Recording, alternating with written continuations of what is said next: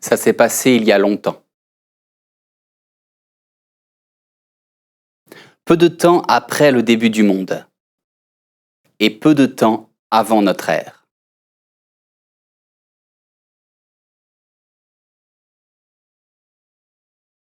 À la lisière de la forêt, il y a une maison construite à l'ombre des arbres. Dans la cour pousse un grand tilleul.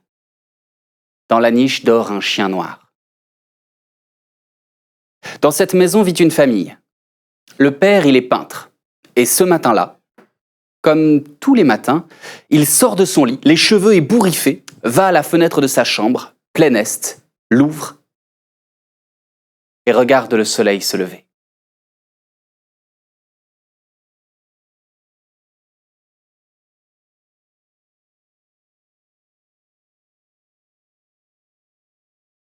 Quand le soleil s'est arraché à l'horizon, comme tous les jours, le père va réveiller son fils. « Eh bonhomme, debout, c'est l'heure !» Du bruit dans la chambre. La porte s'ouvre. L'enfant est jeune et il a les cheveux longs, immensément longs. Si longs que quand il est nu, on dirait qu'il est habillé. Le père aide le fils à choisir ses vêtements, coiffe ses longs cheveux, puis, comme tous les jours, tous deux descendent au rez-de-chaussée. Le père prépare le petit déjeuner. Il accroche le lourd chaudron à la crémaillère, allume le feu dans la cheminée, verse le lait blanc dans le chaudron noir, coupe d'immenses tranches de pain pour faire de gigantesques tartines. Il pose le tout sur la table et le père et le fils mangent. Ils trempent les tartines dans le lait et les engloutissent en riant.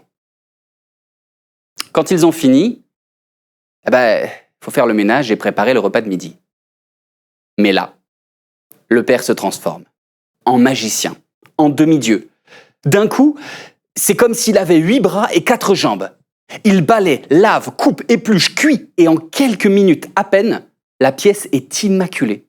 Et le repas de midi cuit dans le chaudron à petit bouillon, au-dessus du feu qui ronronne tendrement. Dès que c'est fini, ils mettent leurs chaussures et partent. Dans la cour, le tilleul est en fleurs. Le chien ronfle bruyamment dans sa niche. Le père et le fils s'éloignent à pas de loup pour ne pas le réveiller. Direction la vieille forêt. Elle est vraiment très ancienne, cette forêt. Les arbres sont si vieux qu'ils sont penchés vers le sol et que leurs branches leur servent de canne. Il s'y passe de belles et étranges choses. On dit que quand on jette une graine sur le sol, un arbre y pousse en une nuit. Le père guide le fils à travers les arbres. Il rampe sur les sentiers des bêtes, s'écorche les genoux, court à travers les fourrés, saute au-dessus des rivières, joue dans les branches. Le père montre au fils ce qu'il faut voir. La courtoisie des arbres, la danse des oiseaux. Certains jours, quand ils ont de la chance, ils croisent des créatures que l'on ne voit que dans les rêves. Mais pas ce jour-là. Ce jour-là, sur les coups de midi, leurs ventres se mettent à gargouiller et ils rentrent à la maison. Le chien aboie dans sa niche pour les accueillir. Le père le calme d'une caresse. Il pousse la porte de la maison.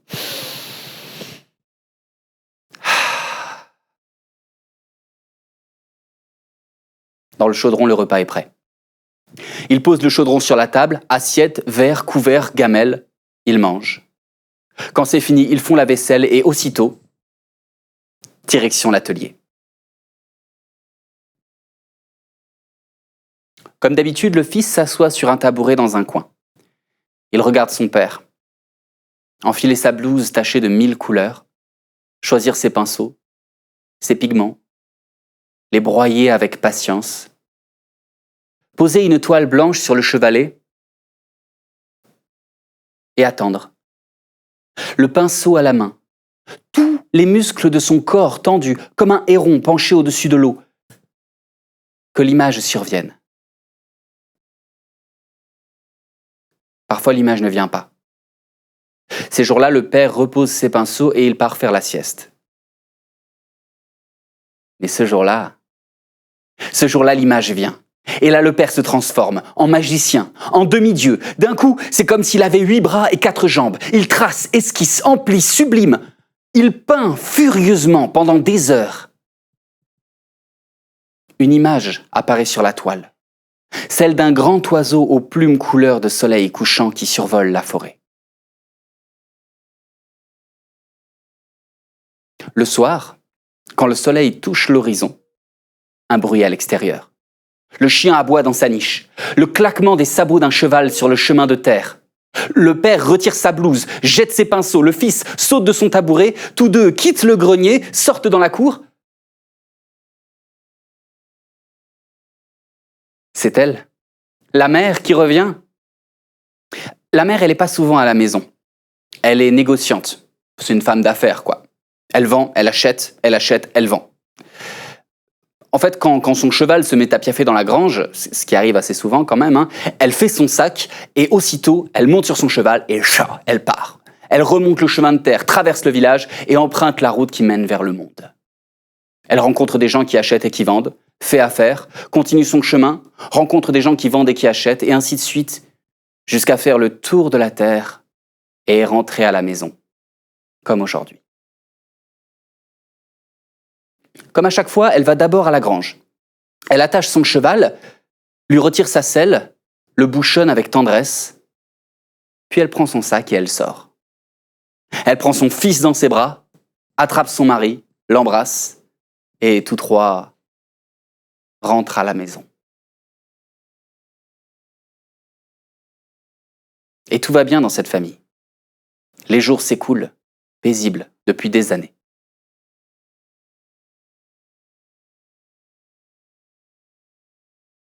Mais,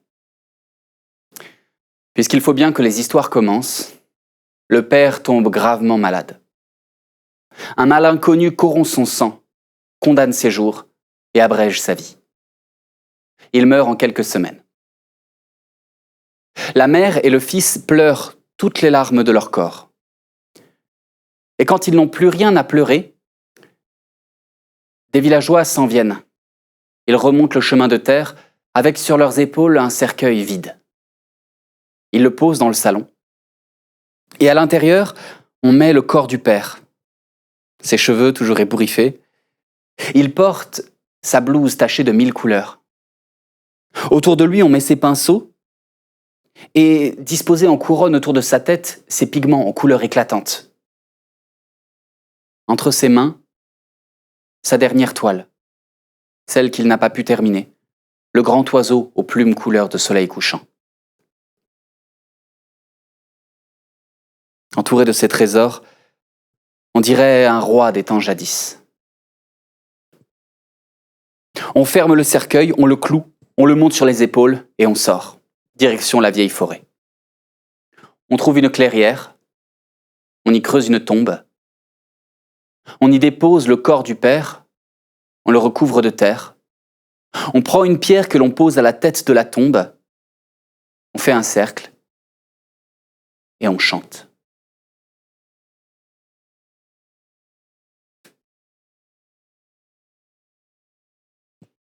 Il se met à pleuvoir. Une pluie diluvienne. Les villageois et villageoises, trempés jusqu'aux os, rentrent les uns après les autres. Seuls la mère et le fils restent là, debout, immobiles comme des anges.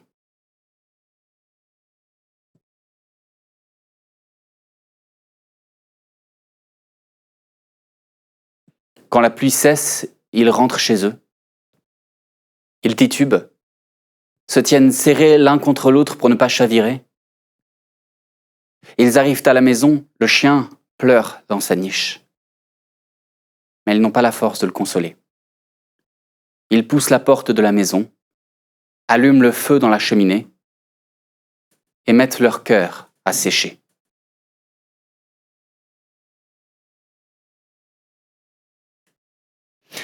Et ça prend du temps, ces choses-là. Alors le temps passe. Les jours, les semaines, les mois.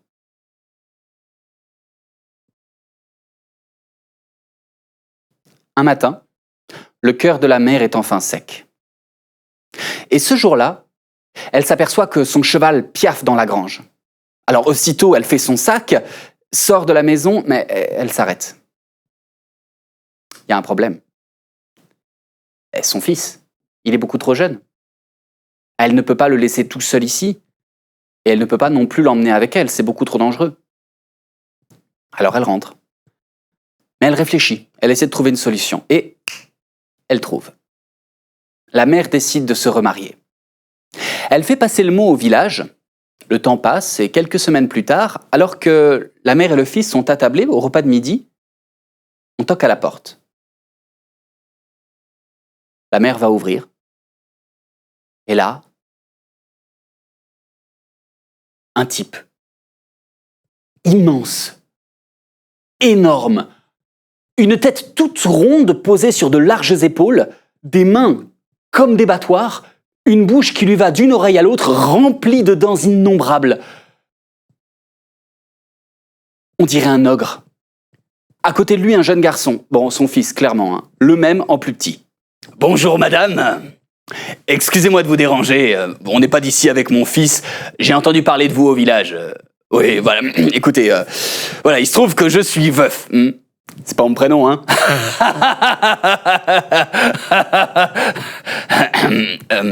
Bref, on m'a dit que vous cherchiez quelqu'un pour s'occuper de votre enfant pendant vos absences, hein.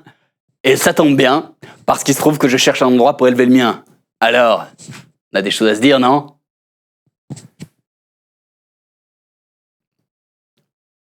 Le fils du peintre n'aime pas du tout cet homme-là. Mais sa mère sourit à l'homme et elle leur fait signe d'entrer. Alors, tous deux s'assoient autour de la table et l'homme et la mère se mettent à discuter comme larrons en foire, à parler mariage, comme on négocie les carottes au marché. Une date est arrêtée, enfin une date, une heure. Le mariage est décidé pour l'après-midi même. Dans la tête du fils du peintre, ça se met à tourner. Il se lève, monte dans sa chambre, ferme la porte à clé et refuse de sortir. Il refuse de sortir pour voir sa mère se remarier. Il refuse de sortir pour assister au repas de noces. Il reste enfermé toute la nuit.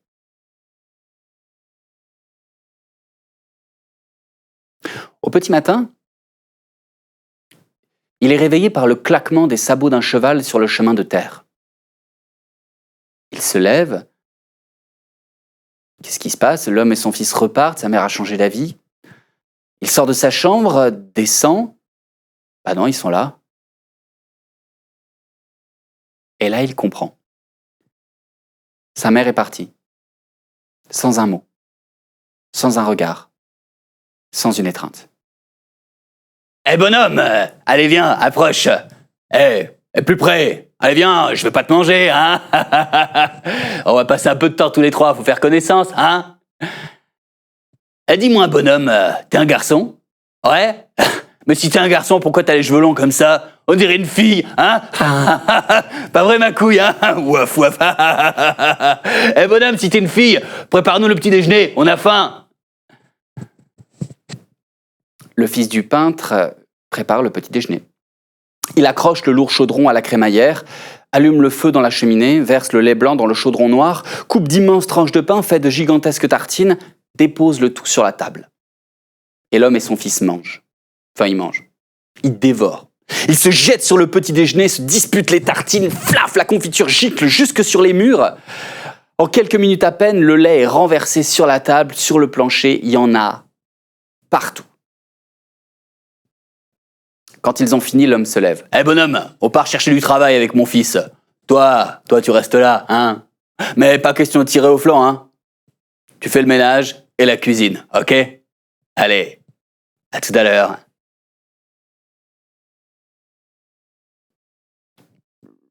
Le fils du peintre, il a jamais fait la cuisine et le ménage, il a juste vu faire. Mais bon, il obéit. Il imite maladroitement les gestes de son père. Il prend des carottes, des poireaux, des pommes de terre, du lard. Il trie les légumes, les épluche, les coupe. Puis il prend le lourd chaudron, l'accroche à la crémaillère, le remplit d'eau, allume le feu dans la cheminée. Il jette les légumes à l'intérieur et il attend. Et puis pendant qu'il attend, il balaye le sol, il lave les murs, il frotte les meubles, il récure la vaisselle, la rince, la sèche, il astique la table, il range le tout. Voilà, tout est fait. Une odeur. Une odeur envahit la maison, une odeur de cramé. Le repas. Le repas est brûlé, faut tout recommencer. Carottes, poireaux, pommes de terre, lard, trier, laver, éplucher, couper, porter, remplir, allumer, accrocher. Le chien aboie, des bruits de pas sur le chemin de terre. C'est déjà midi. L'homme et son fils arrivent, mais le repas est pas prêt. Le fils du peintre court jusqu'au chaudron, soulève.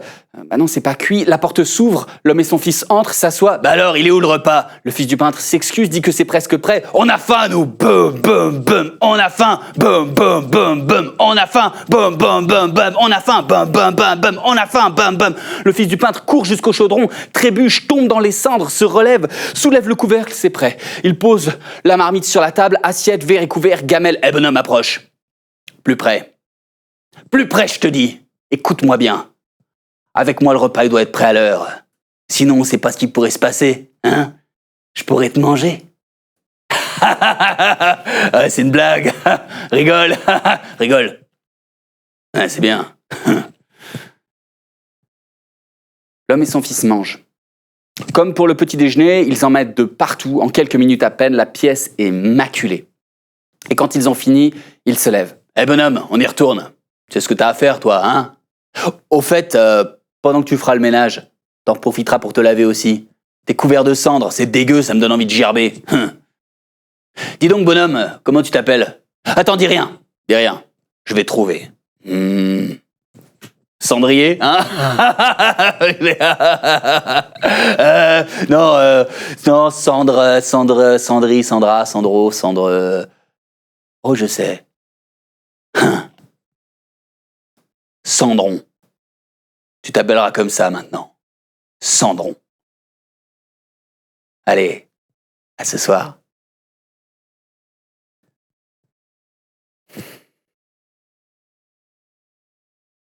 Et Cendron, puisque c'est comme ça qu'il s'appelle maintenant, reprend d'une main plus sûre les gestes de son père. Carottes, poireaux, pommes de terre, lard, trier, laver, éplucher, couper, porter, remplir, allumer, accrocher, balayer, laver, frotter, récurer, rincer, sécher, astiquer, tout ranger. Le chien aboie dans sa niche, des bruits de pas sur le chemin de terre. L'homme et son fils rentrent, mais tout est prêt. Assiette, verre et couvert, gamelle, la porte s'ouvre. Il entre, s'assoit, mange, se lève, sortent. Dernière ligne droite. Balayer, laver, frotter, récurer, rincer, sécher, astiquer, tout ranger. Fin de journée. La porte s'ouvre. Bonhomme, viens jouer avec nous. Cendron le suit. Dehors, il fait nuit. Sous les branches du tilleul, un grand feu a été allumé. Spac! Spac! Derrière, le fils de l'homme joue avec une balle en cuir. Il tape dedans, la fait rebondir sur la porte de la grange et la récupère. Bonhomme, alors voilà le jeu, hein, je t'explique. Tu vois là, j'ai planté 2 bouts de bois à équidistance à peu près, tu vois, à 2 mètres l'une de l'autre. Alors toi, tu te mets au milieu, mon fils il se met devant et il va taper dans la balle en cuir et il doit la faire passer entre les 2 bouts de bois. Et toi, tu dois l'arrêter. Simple, non? Allez, que le meilleur gagne. Cendron se met en place, le fils de l'homme aussi. Spac! Cendron, allez! Faut arrêter la balle, un peu de nerf! Spac!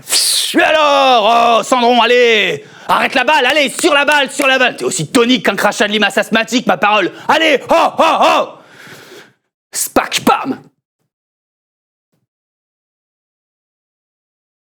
La balle frappe Cendron en pleine tête. Toute une famille d'étoiles sort de son oreille gauche, tourne autour de sa tête, clignote, il voit flou, titube. Pas mal, Cendron, allez, à mon tour. L'homme prend la balle à son tour, spac, spam! Et la balle se fiche dans le ventre de Cendron. Son estomac se retourne, ses poumons se vident, il tombe à genoux, puis allongé sur le sol. Et là, ça monte. Les larmes. Les larmes quittent son cœur, montent jusqu'à sa tête et coulent de ses yeux en torrent. Il pleure à gros sanglots. Alors, pleure pas, bonhomme. Allez, c'était un bel arrêt. Allez, debout, relève-toi, on recommence. Allez, Eh, debout, Cendron! Allez! Eh oh! Eh, Cendron, t'es un mec ou t'es pas un mec? Allez, debout! Allez! Arrête de pleurer, je te dis! Arrête de pleurer! L'homme s'énerve, lève une main, et il gifle Cendron. 1 fois, 2 fois, 3 fois.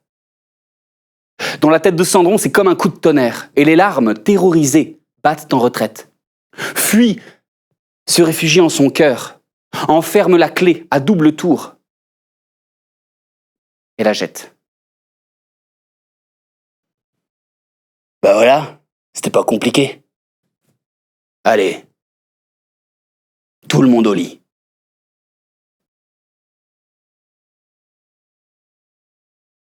Et le temps passe, une nouvelle fois. Les jours, les semaines et les mois. Un matin, Cendron est réveillé par les aboiements du chien. Le claquement des sabots d'un cheval sur le chemin de terre.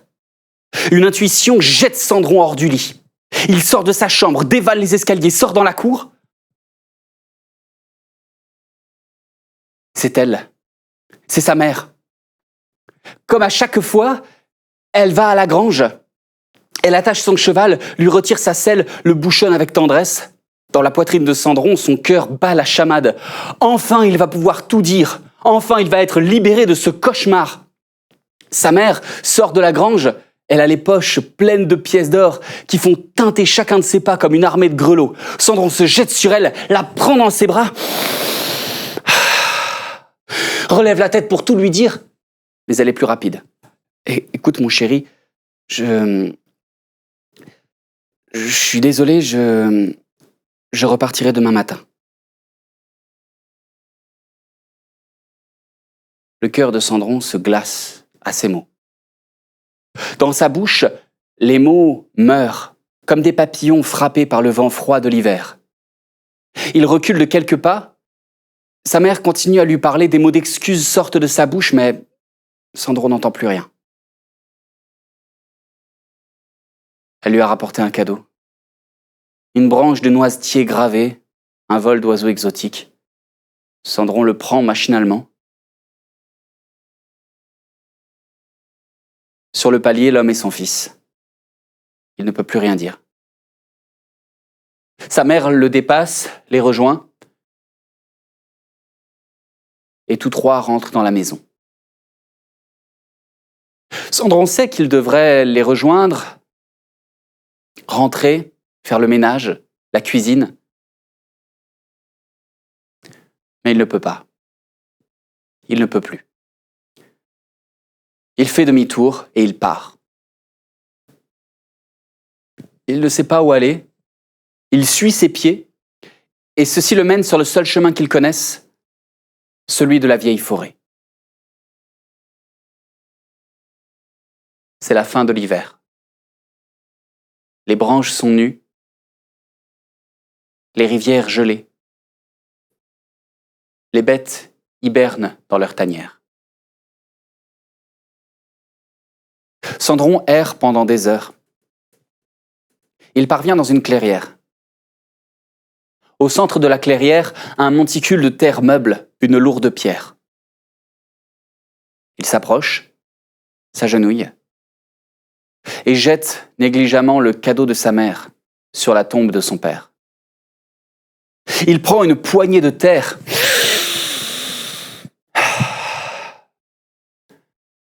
L'odeur se fiche dans son cœur et y réveille les larmes qui y dorment, innombrables. Mais Cendron ne peut pas les laisser sortir. Il n'a pas le droit. Mais une larme parvient à passer par la serrure de son cœur, monte jusqu'à son œil, coule le long de sa joue, glisse jusqu'à son menton et tombe sur le sol. Et à l'endroit où la larme a touché le sol, sur cette tache sombre apparaît une pousse verte qui croît. Pousse 2 feuilles, un bouton de fleurs qui s'ouvre. Une fleur jaune tendre. Une prime vert. La fleur est belle. Elle sent bon. Cendron sourit. Et comme si elle n'attendait que ça, les larmes défoncent la porte de son cœur, coulent de ses yeux en torrent, inondent son sourire, son visage, et coulent sur le sol qui se gorge d'eau salée. À chaque endroit où une larme touche le sol, une fleur pousse. La clairière se tapisse de fleurs jaunes, le cadeau de sa mère jeté sur la tombe, la branche de noisetier verdit, prend racine, une tige s'en échappe, une deuxième, une troisième, un tronc, des branches, des feuilles.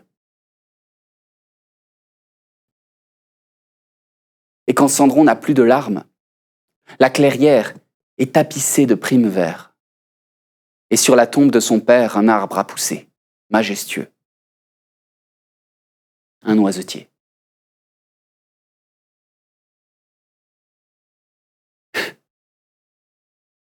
Et au bout d'une des branches, il y a des noisettes, justement. 3 noisettes. Mais des noisettes grosses comme des œufs de poule. Cendron s'avance, cueille les noisettes. Elles sont chaudes au creux de sa main. Tac, tac, tac, elles bougent. Tac, tac, tac, elles se fendent. Crac, crac, crac, elles s'ouvrent. Et dans les mains de Cendron, il y a 3 petits oiseaux.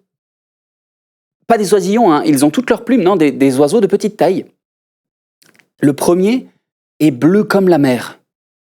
Le deuxième, rouge comme le feu.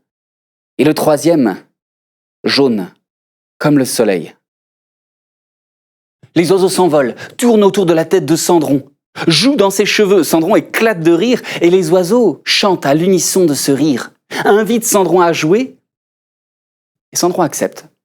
Il joue avec les oiseaux. Il court avec eux dans la clairière et joue ainsi toute la journée. Quand le soir tombe, Cendron s'effondre d'épuisement sous les branches du noisetier. Il dort sur la tombe de son père. La nuit passe. Cendron se réveille un peu avant l'aube.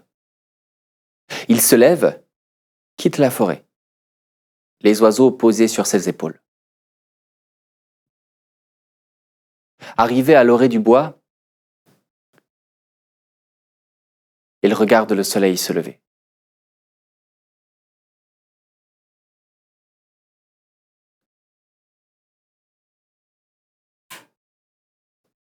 La plaine est blanche ce matin-là. La brume. Le givre.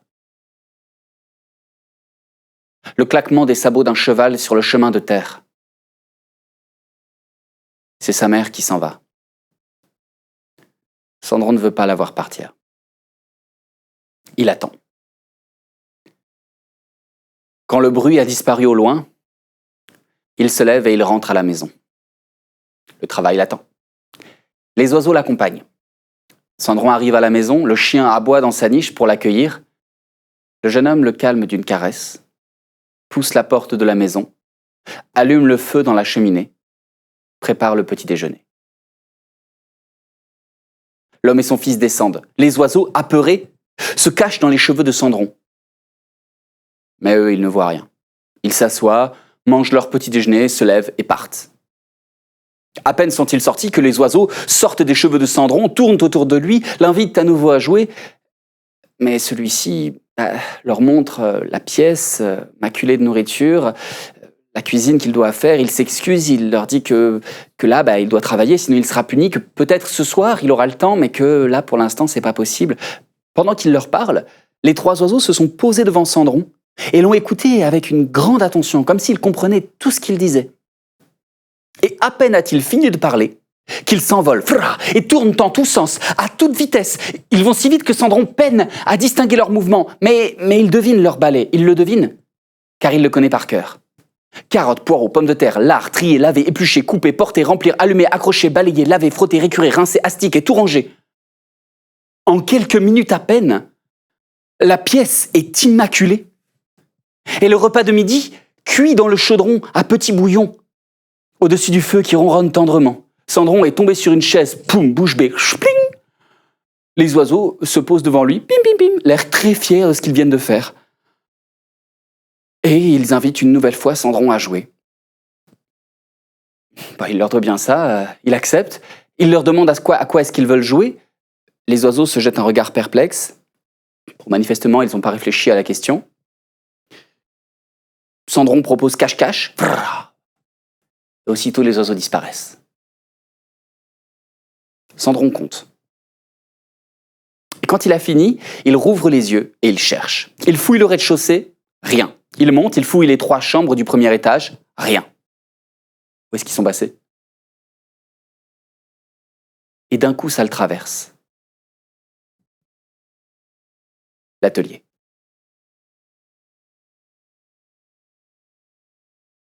Rien n'a changé. Son petit tabouret est toujours à sa place.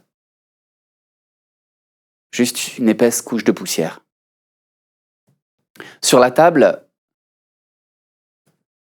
entre les gobelets, des taches de couleurs vives. Cendron s'approche, les écarte, les oiseaux s'envolent, très contents d'avoir été trouvés. Mais Cendron n'a plus le cœur à jouer. Sur la table, des pinceaux. Cendron en prend un. Sur le chevalet, il y a une toile blanche, couverte d'un drap, lui-même couvert de poussière. Cendron soulève le drap. Atchou, atchou, atchou.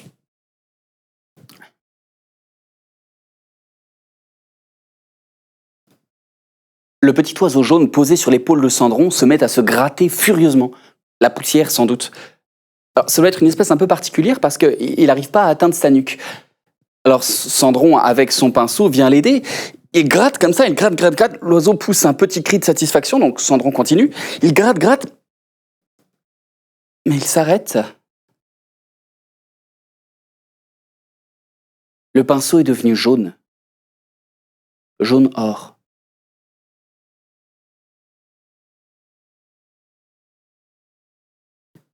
Cendron le pose sur la toile blanche. Une tache de couleur vive. La couleur est si puissante qu'elle paraît presque vivante. Cendron vient gratter l'oiseau bleu, vert. Une tache émeraude. Il vient gratter l'oiseau rouge, marron, un trait brun. Et là, Cendron se transforme. En magicien, en demi-dieu. D'un coup, c'est comme s'il avait 8 bras et 4 jambes. Il peint furieusement et devant lui, une image apparaît. Un arbre, un noisetier et le soleil du matin. C'est à partir de ce jour que Cendron décide de devenir peintre. Tous les jours, les oiseaux font le ménage et la cuisine. Tous les jours, Cendron joue avec eux et tous les jours, il monte à l'atelier et il peint pendant des heures. Et le temps passe, une nouvelle fois. Les jours, les semaines, les mois, les années. La mère revient de moins en moins souvent à la maison sous le tilleul, jusqu'à ne plus revenir du tout. Est-ce qu'elle est morte? Est-ce qu'elle s'est inventée une nouvelle vie ailleurs? L'histoire ne le dit pas. Ce qu'on sait, c'est que l'homme et son fils s'en fichent pas mal. Elle a laissé beaucoup d'argent à chacune de ses escales, le reste, ça leur importe peu. Cendron, lui, il est trop en colère. Il n'y pense pas. Par contre, lui, il grandit. Ses épaules s'élargissent, des poils apparaissent sur son menton, ses cheveux poussent toujours plus longs, et les toiles s'entassent dans le grenier. Un jour, il a 18 ans. Et ce jour-là, un homme se présente au village. Il porte l'uniforme royal et a une caisse claire accrochée à une sangle. Pram, pram, pam, pam, pram, pam, pam, pram, pam, pam. Oyez, oyez! Notre bonne reine organise une fête qui durera 3 jours en son château en l'honneur de sa fille, la princesse qui revient tout juste de voyage. Tous les jeunes hommes du pays y sont conviés pour le plaisir des yeux et du cœur. Tenue correcte exigée, bien sûr. Pram, pram, pam, pam, pram, pam, pam, pram, pam, pam. Oyez, oyez. La rumeur se répand comme une traînée de poudre. Et évidemment, tout de suite, on parle plus que de ça dans la maison sous le tilleul. L'homme et son fils veulent absolument aller à la fête, rencontrer la princesse, parler à la princesse et peut-être, pourquoi pas, l'espoir fait vivre. Sandron aussi, il veut aller à la fête. Il veut voir le château, voir les couleurs, voir les chants, voir les danses, voir les habits, tout ça, voir toute cette beauté et la coucher sur ses toiles. Alors le jour de la fête, il monte au premier étage, pousse la porte de la chambre de son beau-frère. L'homme est là, avec son fils. Tous deux sont en train d'enfiler leurs plus beaux habits qu'ils ont fait tailler pour l'occasion. Sandron s'avance et timidement demande si peut-être il pourrait les accompagner à la fête. « Hein ? Toi, à la fête ? » « Ouais, pourquoi pas, ouais. Mais bon, on n'a rien sans rien dans ce monde. Si tu veux venir avec nous, faudra faire un jeu. Allez, suis-moi. » L'homme descend, Sandron le suit. L'homme prend un pot en terre cuite, s'approche de la cheminée et le brise dans les cendres. Le pot est rempli de lentilles qui se répandent et disparaissent dans la cendre. Alors voilà le jeu, bonhomme. Toi, tu dois trier les lentilles des cendres en 1 heure. Et si tu y arrives, tu pourras venir avec nous. Allez, à tout à l'heure, Sandron.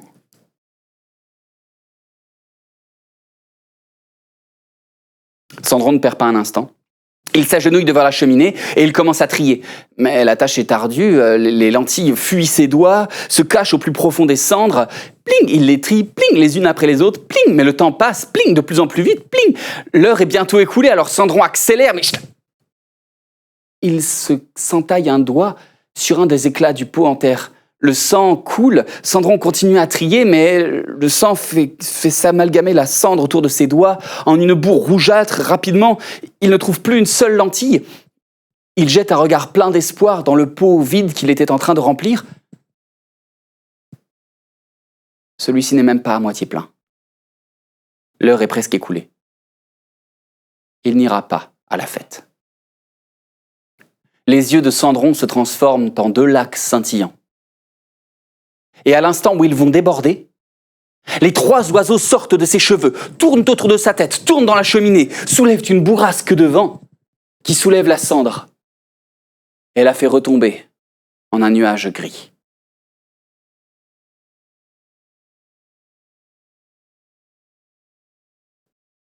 Quand toute la cendre est retombée sur le sol, Sandron s'époussette le visage, les vêtements.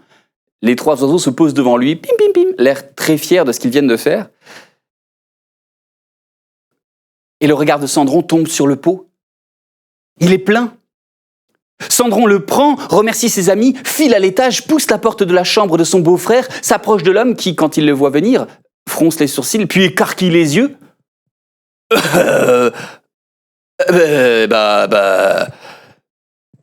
Bravo, t'as gagné. C'est une blague. Attends, je savais que t'allais réussir à le remplir. Attends, c'était facile. Non, si tu veux vraiment venir avec nous, faut réussir quelque chose de plus dur. Allez, suis-moi. L'homme descend. Sandron le suit. L'homme prend cette fois 3 pots en terre remplis de lentilles, les brise les uns après les autres dans la cheminée. Bon alors, voilà le jeu. Tu dois réussir à trier ces 3 pots de la cendre, mais cette fois, en 30 minutes seulement. Et si tu y arrives, là, cette fois, tu pourras venir avec nous. Promis, juré, craché. Allez, à tout à l'heure, courage. Sandron attend quelques minutes pour pas que ce soit suspect. Puis il se précipite vers la cheminée, secoue ses cheveux, les oiseaux en sortent, tournent autour de sa tête, tournent dans la cheminée, soulèvent une bourrasque de vent qui fait retomber la cendre en un nuage gris. Les oiseaux se posent, les 3 pots sont pleins. Sandron remercie ses amis, prend les 3 pots, mais l'homme et son fils sont déjà en train de descendre. Sandron s'avance, tend les pots à l'homme, qui les inspecte, les pose sur le sol et se retourne vers Sandron. Et alors ? Qu'est-ce que tu veux ? Tu veux une médaille, c'est ça ? Qu'est-ce que tu crois ? Si tu viens avec nous habillé comme ça, qu'est-ce qui va se passer ? Ben ouais, on va nous chasser, voilà. C'est ça que tu veux, hein? Apporter le déshonneur sur ton beau-frère? Non mais vraiment, quelle honte! Et ça prétend avoir été éduqué. Ferme-la! Ferme-la! Écoute-moi bien. Toi, tu vas rester ici. Tu vas faire le ménage et la cuisine. Et le repas a intérêt d'être prêt quand on arrive. Sinon, tu vas en prendre une que tu connais pas encore.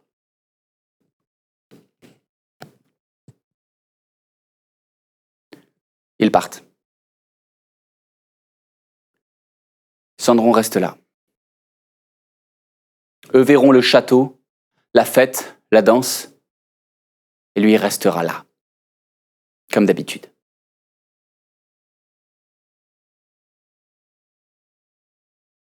Les murs de la pièce semblent plus proches que d'habitude. Trop proches. Le plafond plus bas. Trop bas. La pièce est minuscule. Sandron étouffe. Il n'arrive plus à respirer.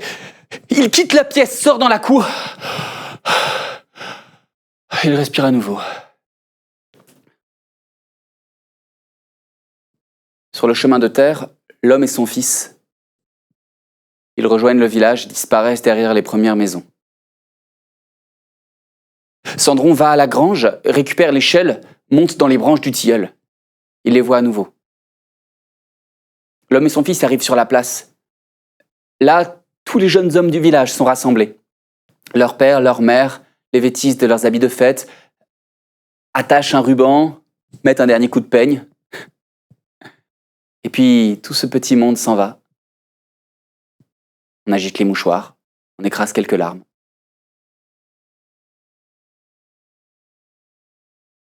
À l'ouest, le soleil se couche. Il disparaît derrière l'horizon. Sandron voudrait faire comme lui, partir, traverser les pays comme si de rien n'était. Il ferme les yeux et il s'imagine être un oiseau. Être comme ses amis, avoir des ailes, trouer les nuées, chevaucher les tempêtes, traverser l'azur. Il ouvre les yeux comme on ouvre les ailes. Il ouvre les bras, il s'élance et il tombe. Il tombe? Oui, il tombe. Mais il tombe au ralenti. Dans son dos, les oiseaux, les 3 petits oiseaux accrochés à ses vêtements qui ralentissent sa chute en battant des ailes de toute leur force et qui déposent Sandron sur le sol.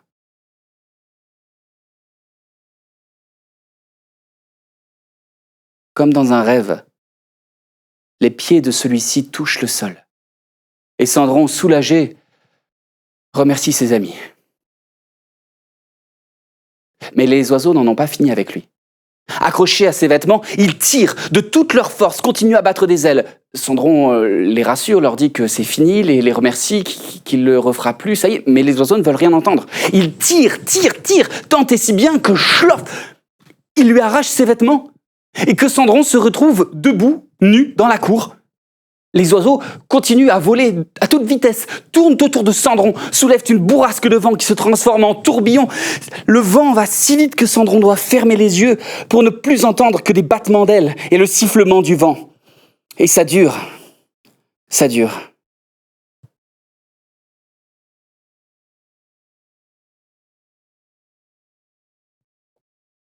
Quand ça s'arrête, autour de Sandron, il y a ses vieux vêtements dispersés dans la cour. Les oiseaux ont disparu. Mais il n'est plus nu. Il porte un habit que l'on ne voit que dans les rêves. Un costume fait de plumes jointes entre elles. Un pourpoint. Un pantalon, des bottes, une cape et un petit masque de plumes.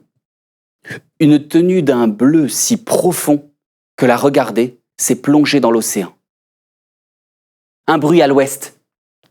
Le soleil se couche à l'horizon et à l'instant où la dernière lueur du soleil disparaît, une nouvelle lumière fait jour. Un oiseau immense, aux plumes couleur de soleil couchant, qui survole la forêt, vole jusqu'à la petite maison sous le tilleul, se pose dans la cour.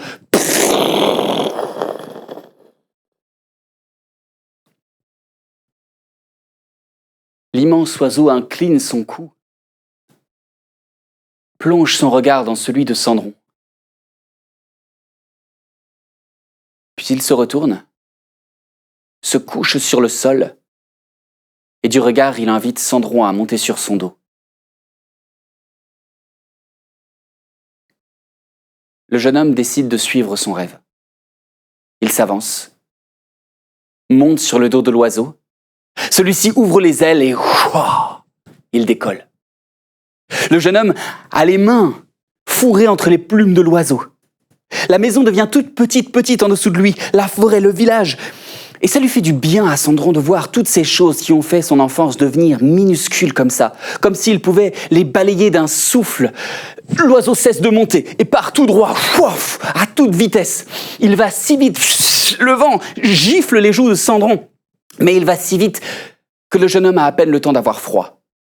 Déjà, ils sont arrivés. En dessous d'eux, le château, éclairé par les flambeaux. Dans la cour, une foule danse. L'oiseau descend, la foule s'écarte, des cris de peur, d'admiration, l'oiseau se pose. Et le silence. Tout le monde regarde Cendron. Celui-ci rougit sous son masque, ses mains deviennent moites. Il n'a qu'une seule envie, c'est retourner à la maison. Il met des petits coups de talon discrets à l'oiseau, mais celui-ci ne semble pas décidé à repartir. Alors il descend du dos de l'oiseau, s'avance vers le château. Les gens s'écartent comme devant le passage d'un prince, applaudissent, certains s'approchent pour lui demander des autographes. Cendron avance, monte une volée de marche, passe la grande porte frappée aux armoiries royales. Il arrive dans la salle de bal. Un vaste plancher, des danseurs et danseuses qui tournent sur le son d'un violon qui chante tendrement. Au fond de la pièce, un trône, et devant le trône, la reine. Un manteau de fourrure sur les épaules, une épée passée à la ceinture, et une couronne posée sur ses cheveux blancs comme la neige. Cendron est de nouveau invisible. Alors il fait ce qu'il est venu faire. Il observe. Il observe les danseurs et les danseuses qui tournent. Il observe l'éclat de la lueur des torches dans les vitraux du palais. La reine qui parle à ses invités. Elle a un rire qui fait trembler les murs. Là, deux têtes connues, l'homme et son fils. Cendron est content de porter un masque. L'homme aborde une femme. « Bonjour madame, excusez-moi de vous déranger. Je vous ai vu de loin, mais dites-moi, votre père est un voleur, n'est-ce pas ? Oui, je le vois. Il a pris toutes les étoiles du ciel pour les mettre dans vos yeux. Hein. Pas mal ça, hein, ma couille. Oh, où tu vas là ? Je te parle. Oh, je te parle. Quand on est poli, on répond là. La reine l'entend. Elle fait un geste. Les gardes se saisissent de l'homme et de son fils et les jettent dehors. Sous son masque, Cendron jubile. Bonjour. À côté de lui, une jeune femme. Elle porte un chapeau de feutre gris, une tenue de voyage, elle a une épée passée à la ceinture. Cendron ne sait pas quoi dire, alors il ne dit rien. Il lui sourit. Elle lui sourit en retour. Elle l'invite d'un geste. « Viens !» Cendron la suit. Elle le guide jusqu'à une porte-fenêtre qu'elle ouvre. Ça mène sur un petit balcon. Sur la balustrade, un couple de colombes, en train de se tourner autour l'une l'autre, qui s'envolent, quand Cendron s'avance. Le jeune homme s'accoude à la balustrade. La jeune femme ferme la porte-fenêtre et s'accoude à ses côtés. Un silence.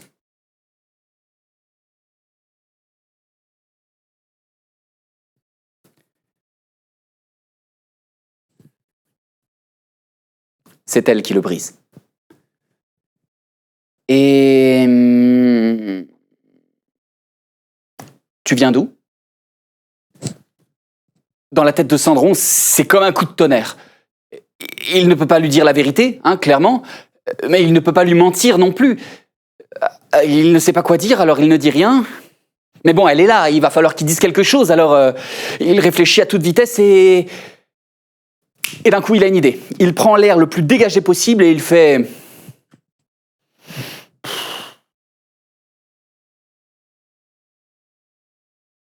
Ça marche.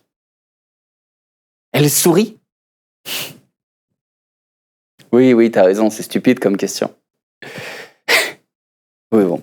On peut se prétendre d'une terre sur 2 ou 3 générations, mais on s'aperçoit très vite que si on réfléchit bien, on vient du monde entier, pas vrai? Je pense que c'est pour ça que j'aime voyager. Pour renouer avec les origines. Voyage. Dans la tête de Cendron, le mot éclaire quelque chose. Et d'un coup, toute timidité perdue, il se tourne vers la jeune femme et il lui demande de lui raconter un de ses voyages. Oui, pas de souci, oui. D'habitude, les gens me demandent plutôt d'arrêter. Et elle raconte. Elle raconte son errance dans les terres de feu. Le désert de sable d'or. Les langues rocheuses qui en sortent çà et là, comme de grands bancs de cétacés immobiles. La rareté de l'eau. La beauté du ciel étoilé. Elle raconte si bien que Cendron sent le soleil lui cuire les joues. Ses mots sont si justes que ce voyage devient aussi le sien. Et là, au détour de l'histoire, Cendron sent quelque chose qui lui touche les doigts. C'est sa main à elle. Elle continue à raconter comme ça, comme si de rien n'était, avec un drôle de sourire au coin des yeux. Mais sa main, comme douée de vie propre, se glisse entre les doigts de Cendron comme ça et caresse la sienne doucement. Dans la poitrine de Cendron, son cœur bat la chamade.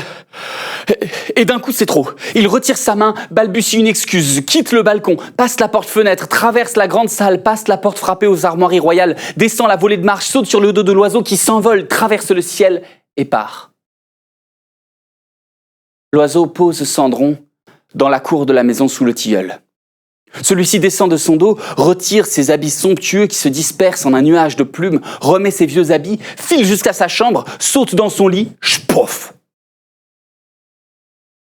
Dans sa tête, la scène tourne en boucle. Sa main. La sienne.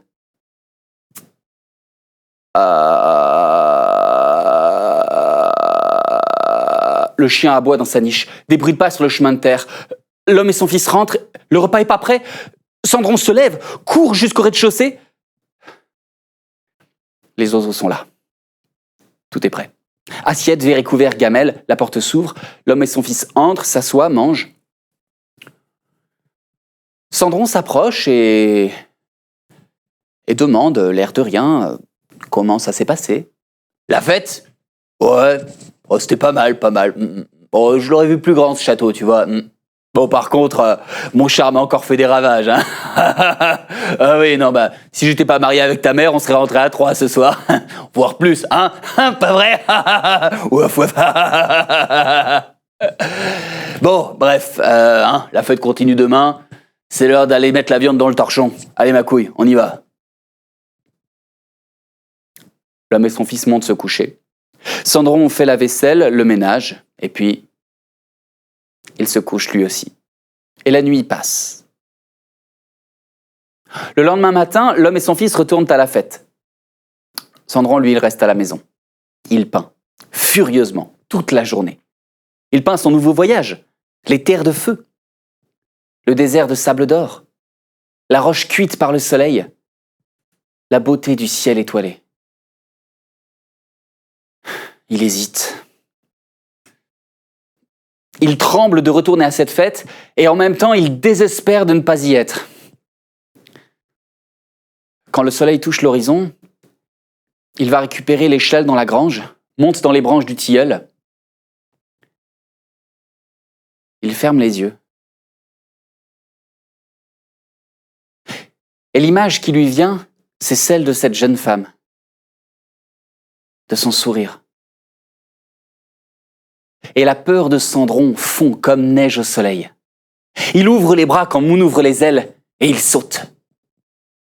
Comme la veille, les oiseaux le posent sur le sol. et le vêtissent d'un nouvel habit. Il est rouge cette fois, d'un rouge si puissant que le regarder, c'est danser avec les flammes.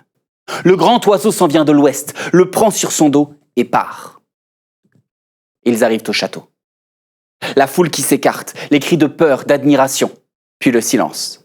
Tout le monde regarde Cendron. Celui-ci, un peu plus tranquille que la veille, descend du dos de l'oiseau. Les gens applaudissent. Cendron se fend d'un salut timide, s'avance vers le château. La foule s'écarte. Il monte la volée de marche et passe la porte frappée aux armoiries royales. Le violon est silencieux.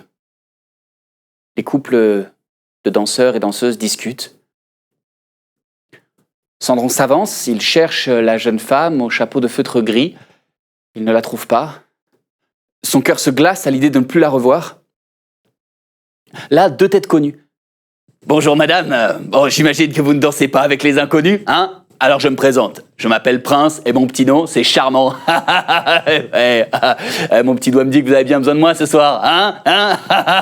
Pas mal celle-là, hein ma couille.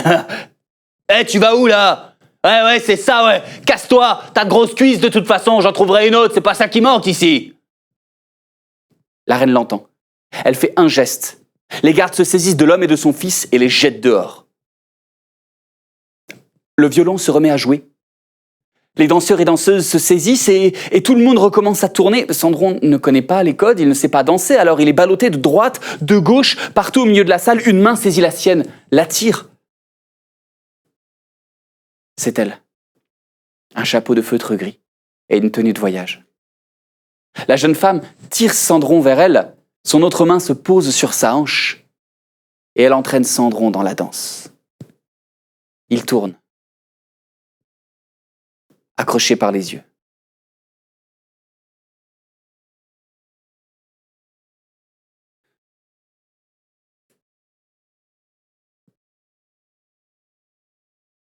Quand la danse se termine, tout le monde applaudit les musiciens et musiciennes. Mais la jeune femme ne reste pas là. Elle tire Cendron par la main, ils prennent une petite porte dérobée, descendent une volée de marche et arrivent dans les jardins royaux. Des fleurs et des arbres de partout dans le monde.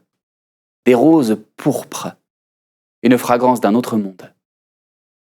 Tout au fond du jardin, un arbre, un poirier, immense et couvert de fruits, à l'odeur capiteuse, presque enivrante. Sous le poirier, un banc.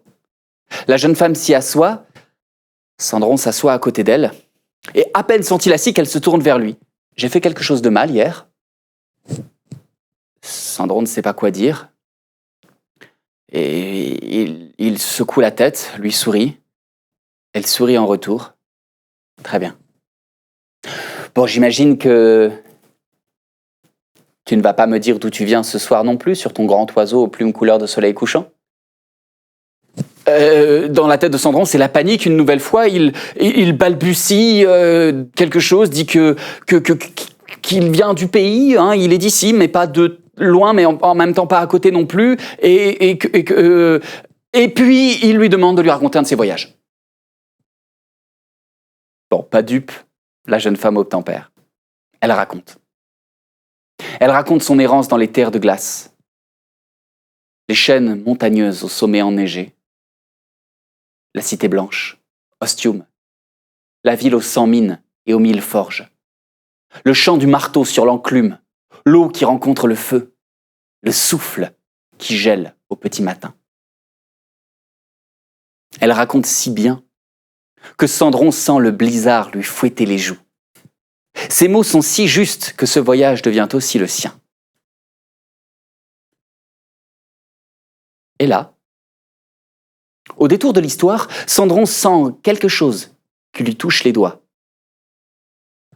C'est sa main à elle, mais elle a arrêté de raconter. Elle le regarde, et dans ses yeux, il y a comme une question. Cendron le sent bien. Alors il hoche la tête. Elle se détourne, elle reprend son histoire, et ses doigts reprennent leur route. Leurs mains se joignent. Dans la poitrine de Sandron, son cœur bat la chamade. Mais il gère. Il n'a jamais été aussi heureux de toute sa vie.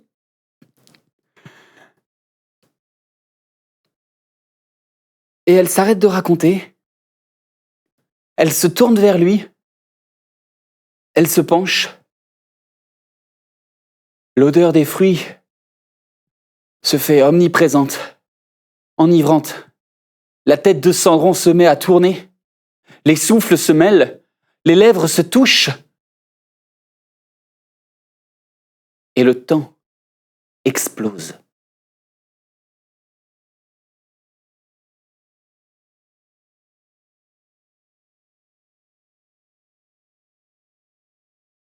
Après quelques secondes qui paraissent des heures, les lèvres se séparent. Et chacun retrouve son unité. Le temps reprend son cours. Et là, Sandron s'aperçoit de ce qui vient de se passer. La jeune femme se penche à nouveau vers lui. Mais là, d'un coup, c'est trop. Sandron retire sa main, balbutie une excuse, quitte les jardins, monte la volée de marche, passe la petite porte dérobée, traverse la salle de bal, passe la porte frappée aux armoiries royales, descend la deuxième volée de marche, saute sur le dos de l'oiseau, qui s'envole aussitôt, traverse le ciel et part. L'oiseau pose Sandron dans la cour de la maison sous le tilleul. Celui-ci descend du dos de sa monture, retire ses vêtements somptueux qui se dispersent en un nuage de plumes, monte jusqu'à sa chambre et pouf! Dans sa tête, la scène tourne en boucle. Sa main, la sienne.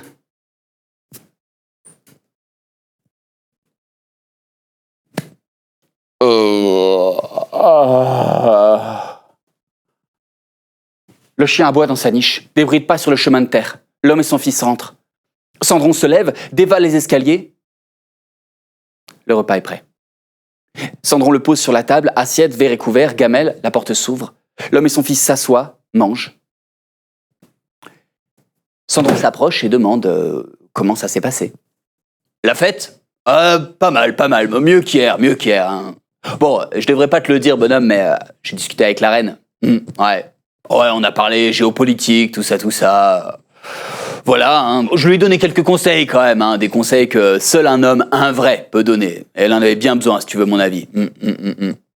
Bon, pour être honnête, je crois que je lui ai un peu tapé dans l'œil. Hein. Mais bon, je suis pas du genre à suivre le premier jupon venu, hein. Pas vrai. Bon, allez, c'est pas tout ça, mais moi ça m'a crevé, puis la fête continue demain. C'est l'heure d'aller faire tourner les moulins. Allez hop. L'homme et son fils montent se coucher. Sandron fait la vaisselle, le ménage, et puis il les suit, se couche et s'endort. La nuit passe. Le lendemain matin, l'homme et son fils retournent à la fête. Sandron, lui, il reste à la maison. Il peint furieusement. Il peint son dernier voyage, les terres de glace, les montagnes enneigées, le chant du marteau sur l'enclume, l'air qui gèle au petit matin. Il n'hésite pas cette fois. Il veut la revoir. Il le sait. Il le sent. Et cette fois, il ne fuira pas. À peine le soleil a-t-il touché l'horizon qu'il court chercher l'échelle dans la grange, monte dans les branches du tilleul, ouvre les bras et saute.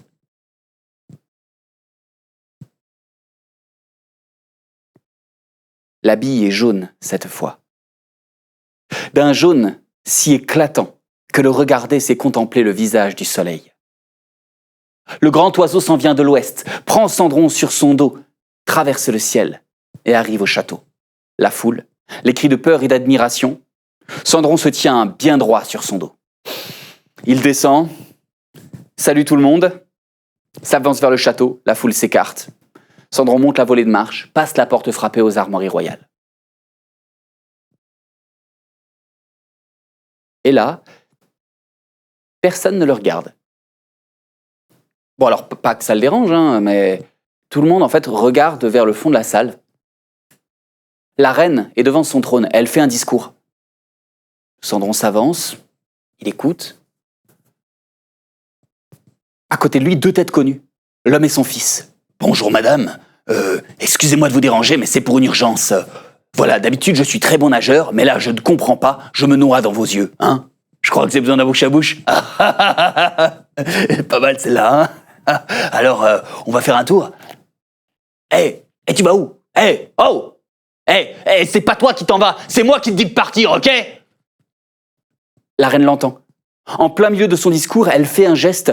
Les gardes se saisissent de l'homme et de son fils et les jettent dehors après une volée de coups de bâton. Sous son masque, Sandron jubile. La reine finit son discours. Bref, tout ça pour dire que... je voulais vous remercier d'avoir assisté à cette fête pendant ces 3 jours. Mais bon, tout de même, je ne vais pas terminer ce discours sans donner la parole à la personne la plus importante de cette fête, ma fille, la seule et unique princesse de ce pays. Allez, viens, ma chérie. Sandron applaudit avec la foule. Et il voit la jeune femme au feutre gris qui apparaît, qui sort de la foule, qui monte sur l'estrade, qui s'approche de la reine, qui la prend dans ses bras. Elles se ressemblent. Sandron comprend. Et le sol s'ouvre sous ses pieds. Elle le voit, elle le reconnaît. La jeune femme lui fait des signes, alors tous les regards de la pièce wham, se tournent vers Sandron. Et Sandron a l'impression que tous et toutes le voient tel qu'il est vraiment. Sandron, le fils d'un peintre mort et d'une mère absente, un misérable, un moins que rien. La princesse s'avance vers lui, la foule s'écarte, mais les murs du palais sont plus proches que les autres jours. Trop proche, le plafond plus bas, trop bas, ce palais est minuscule. La princesse est là, elle va le toucher, mais Sandron fait demi-tour et fuit. Il court, dévale la volée de marche, saute sur le dos de l'oiseau. La princesse le rattrape, attrape sa jambe. « Reste, s'il te plaît. »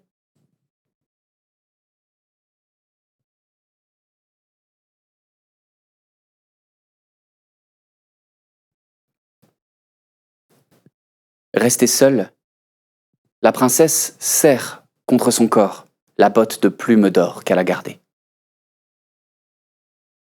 L'oiseau traverse le ciel, dépose Sandron dans la cour de la maison sous le tilleul. Celui-ci, plof, se laisse tomber du dos de sa monture, retire ses vêtements qui se dispersent en un nuage de plumes, remet ses anciens vêtements, se traîne jusqu'à sa chambre, se roule sous les couvertures. Un orage tonne sous son crâne. La princesse. C'était la princesse. Quel imbécile. Le chien aboie dans sa niche, des bruits de pas sur le chemin de terre. Sandron se traîne, descend au rez-de-chaussée. Les oiseaux ont fait à manger. Assiette, verre et couvert, gamelle, la porte s'ouvre, l'homme et son fils entrent, s'assoient, mangent. Sandron, dans un coin, fixe le sol d'un regard morne. « Et alors, bonhomme, tu ne demandes pas comment ça s'est passé ?» Sandron demande comment ça s'est passé. « Pas mal, hein. Ma petite couille que tu vois là a pu discuter avec la princesse et je crois bien qu'il y a eu match, hein. Bon, on va laisser le temps faire son... Hein, voilà, mais bon, si ça se trouve, d'ici quelques semaines, tu seras le beau-frère d'un roi. Hein, tu te rends compte, le beau-frère d'un roi Et alors, c'est tout ce que ça te fait quand je te dis que tu vas être le beau-frère d'un roi, hein? Allez, souris un peu, hein? Ouais, très bien. Bon. C'est quoi ça? L'homme plonge sa main dans les cheveux de Sandron et il en sort une plume dorée. Réponds, c'est quoi? Sandron balbutie, sort une excuse, dit que quand il a fait le ménage, la plume a dû rentrer par la fenêtre et puis je le flaffe. Voilà. Ouais. Tu me cacherais pas des choses, toi, par hasard, hein? Si c'est le cas, tu ferais mieux d'arrêter. Je sais pas trop ce qui m'arrive en ce moment. J'ai vraiment très faim. Hein? C'est une blague. Tu rigoles? Rigole. Ouais, c'est bien. Bon, allez. Ça m'a crevé tout ça. C'est l'heure d'aller se rouler sous la bâche. Allez, viens. L'homme range la plume dans la poche de son veston et il monte à l'étage. Sandron fait la vaisselle, le ménage et puis il monte se coucher aussi. Et le temps passe. Le quotidien reprend, inéluctable. Mais quelques semaines plus tard, une rumeur se met à courir dans le pays. Une rumeur qui dit que, vous savez quoi? Il paraît que la princesse, elle parcourt le pays à dos de cheval. Ouais. Alors, elle fait tous les villages comme ça, avec une botte d'or, une botte de plumes d'or, vraiment des plumes dorées comme ça. Non, je sais pas comment c'est fait, mais voilà quoi. Et en fait, cette botte, elle appartient au prince, le type qui a débarqué là sur son gros oiseau là, vous savez, pendant les 3 jours de fête. On raconte que ça a matché un peu entre eux et que cette botte, elle est à lui. Voilà. Mais bon, elle sait pas qui c'est, mais elle sait qu'il est du pays. Alors elle fait essayer la botte à tout le monde comme ça. Et puis, celui à qui ça ira. Vous vous rendez compte, c'est dingue! Genre, tu mets la botte, elle te va et bim! T'es l'amant de la princesse, presque le roi! Non, c'est dingue! Alors bon, évidemment, rapidement, on parle plus que de ça dans la maison sous le tilleul. Hein. L'homme et son fils, essayer la botte, enfiler la botte et peut-être, pourquoi pas... Oh, l'espoir fait vivre. Sandron, lui, ça lui fait très chaud et très froid. Très chaud, parce qu'il va la revoir, la princesse. Et très froid parce que, elle va le voir aussi. Lui, tel qu'il est, Sandron. Les jours passent, et un matin, la princesse arrive au village. Elle fait essayer la botte à tout le monde, ça ne convient pas, alors elle remonte le chemin de terre en direction de la maison. Le chien aboie dans sa niche. Dans le salon, l'homme et son fils sont prêts. Ils ont pris leurs plus beaux habits, se tiennent, voilà, ont préparé leurs meilleures phrases d'accroche. Dans un coin, Sandron est là, prostré.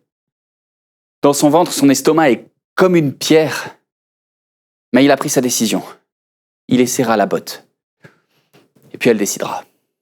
Hé bonhomme, qu'est-ce que tu fais encore là? Allez, monte, dépêche-toi. Sandron, par automatisme, obéit à l'homme. Il se lève, se dirige vers l'escalier, mais il s'arrête. Il se retourne. Et il demande à l'homme si, peut-être, lui aussi, il pourrait essayer la botte. Toi? Essayer la botte?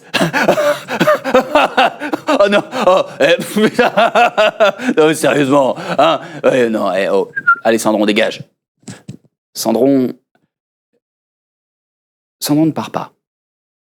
Il reste là, droit, regarde l'homme dans les yeux, lui dit qu'il n'est pas son père, que cette maison est à lui, qu'il n'a aucun droit et qu'il essaiera la botte, qu'il le veuille ou non.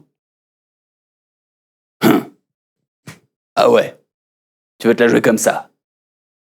Je vais te montrer à qui elle est cette maison. L'homme s'approche de Sandron, le saisit par les cheveux, le traîne à travers le salon, monte les escaliers, monte l'échelle qui mène au grenier, pousse la trappe, jette Sandron sur le sol poussiéreux. Écoute-moi bien, bonhomme, t'as le choix. La princesse arrive. Soit tu restes ici bien sagement, tu ne te fais pas remarquer jusqu'à ce qu'elle s'en aille et j'oublie ce qui vient de se passer. Soit tu fais du bruit. Mais si tu fais ça, je te jure que quand elle est partie, je t'accroche à la poutre par les cheveux pendant 1 semaine. C'est clair? L'homme ferme la trappe. Il descend. Descend l'escalier, juste à temps parce qu'on toque à la porte. L'homme ouvre. Un chapeau de feutre gris. Une tenue de voyage. Une épée passée à la ceinture. La princesse, les yeux cernés et pleins d'espoir. Bonjour, Votre Altesse. Vous honorez mon humble demeure de votre auguste présence. Bonjour. Vous avez des fils? Bien sûr que j'ai des fils. Je vous le présente, mon fils, le fleuron de la jeunesse de notre beau pays. Bonjour. Vous savez pourquoi je suis là, je suppose? Oui, évidemment. Hein, qui ne le sait pas? La botte, le prince mystérieux, tout ça. Hein. D'ailleurs, princesse, si vous voulez mon avis, honnêtement, vous devriez chercher quelqu'un d'autre. Hein. Un homme qui s'enfuit devant une aussi jolie jeune femme 3 fois, qui plus est, ne peut pas vraiment être un homme. Hein. Merci, je me passerai de vos conseils. Voilà la botte. Oui, merci. D'ailleurs, en parlant de ça, mon fils est un peu timide, hein, dirons-nous. Voilà, il est un peu pudique. Il n'a pas très envie de vous montrer son pied nu comme ça, alors que vous venez de vous rencontrer à visage découvert, si j'ose dire. Est-ce que peut-être vous pourriez lui accorder un peu d'intimité? Les mots de l'homme font leur chemin dans la tête de la princesse. Un garçon timide, ça pourrait coller. Elle accepte. Elle sort de la maison, l'homme ferme la porte. Aussitôt, le fils prend la botte, il pousse, tire, grogne.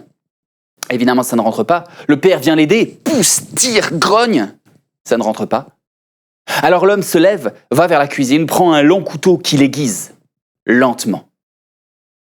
Le fils commence à avoir peur, il demande à son père qu'est-ce qu'il fait. « T'inquiète pas, ma couille, quand tu seras roi, tu n'auras plus besoin de marcher. » L'homme s'avance, lève son couteau, lui coupe les orteils. Le lève une deuxième fois, lui coupe le talon. Le sang gicle, l'homme prend un torchon, serre le pied de son fils de toutes ses forces, prend la botte, le pied, pousse, tire, grogne, choc, et ça rentre. C'est rentré mon fils. Tu vas être roi, mon fils. Je suis le père d'un roi. Je suis le père d'un roi. L'homme crie et gesticule à l'extérieur. La princesse entend les cris du père, pousse la porte, le voit qui fait la danse de la joie. À côté de lui, le fils, les larmes aux yeux. Elle s'avance. Il était moins... Mais peut-être que la fête, la nuit, peut-être, elle s'avance, lui sourit, il lui sourit en retour. Elle lui tend la main, il la prend. Elle l'aide à se lever et tous deux sortent de la maison. Il s'avance vers le cheval de la princesse, elle l'aide à monter en selle, mais en l'aidant, elle prend le pied botté et le soulève d'un coup. Elle appuie et le fils de l'homme pousse un cri de douleur. La princesse se fige. Elle retire la botte et elle voit le pied et le torchon gorgé de sang. Furieuse, elle attrape le fils de l'homme, le soulève, le pose aux pieds de son père, à qui elle jette un long regard de mépris. Puis elle va chercher un torchon dans ses fontes, essuie la botte avec tendresse, remonte sur le dos de son cheval et part. Devant la maison, le père console le fils. « Mais espèce d'imbécile, qu'est-ce qui t'a pris de couiner comme une fillette comme ça? T'aurais pu être roi, hein? Moi, j'aurais été le père d'un roi, tu te rends compte ?» Alors qu'il gesticule, la plume dorée quitte sa poche et tombe. Tombe sur un courant d'air qui l'emporte jusqu'à la niche du chien, lui chatouille la truffe. Le chien éternue, et la plume s'envole, court sur le vent, joue dans les branches du tilleul, glisse sur les feuilles et se laisse emporter lentement jusqu'au chemin de terre où elle se fiche dans la crinière du cheval de la princesse. Celle-ci voit la plume, arrête sa monture et un sourire revient sur son visage. Elle fait faire demi-tour à son cheval, le lance au galop, s'arrête devant la porte de la maison, descend de sa monture, s'approche de l'homme. « Excusez-moi, vous avez un autre fils, peut-être ?»« Non, pourquoi ?»« Est-ce qu'un autre garçon de cet âge vit dans cette maison ?»« Non, les seuls mâles qui vivent dans cette maison sont devant vous. Hein. Pourquoi, vous êtes intéressé ?» Peut-être. Est-ce que je pourrais visiter la maison ? Oui, mais enfin, ce n'est pas très bien rangé. C'est pas grave, ça me dérange pas. Eh bien oui, vous êtes la princesse après tout, hein. Entrez, je vous en prie. L'homme ouvre la porte, la princesse regarde dans le rez-de-chaussée, rien. Elle monte, fouille les 3 chambres, rien. Alors, princesse, on descend, je vous sers quelque chose à boire, on discute. Qui dort dans la 3e chambre ? Oh, personne, c'est une chambre d'amis. La vôtre, si vous le souhaitez, évidemment. Hein. Mais venez, on descend. Et qu'est-ce qu'il y a là-haut ? Le grenier. De la poussière, que de la poussière. J'aimerais bien visiter le grenier, s'il vous plaît. Non, c'est pas possible. La princesse se dirige vers l'échelle. L'homme, paniqué, s'interpose. Non, princesse, vous ne pouvez pas monter. Mais pourquoi ? C'est que de la poussière. Écoutez bien, ma petite princesse. Vous êtes peut-être de la haute, mais ici, c'est chez moi, d'accord ? Alors, vous allez vous calmer. On va descendre, on va boire un coup et on va discuter tranquillement, ok ? La princesse recule d'un pas, tire son épée, la brandit vers l'homme. « Je ne suis pas votre petite princesse. Écartez-vous. » L'homme tremble de tous ses membres. Il balbutie des excuses et s'écarte. La princesse remet son épée au fourreau, monte l'échelle, pousse la trappe.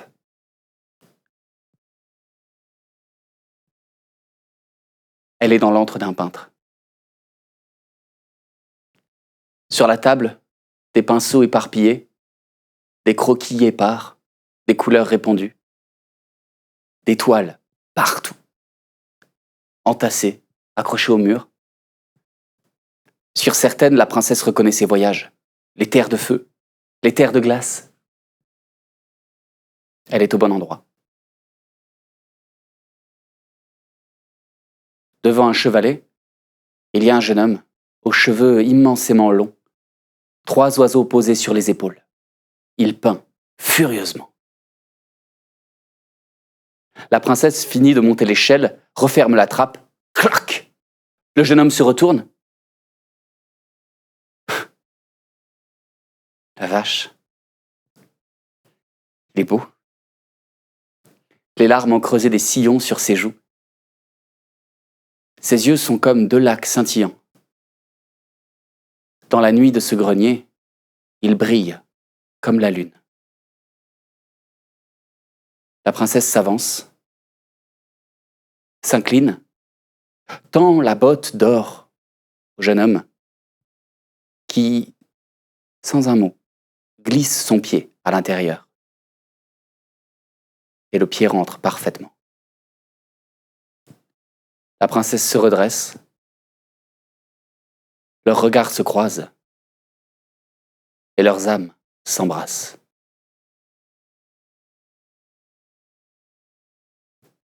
La princesse prend Cendron par la main.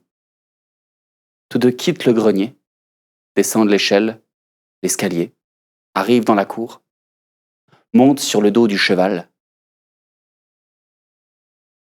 et partent.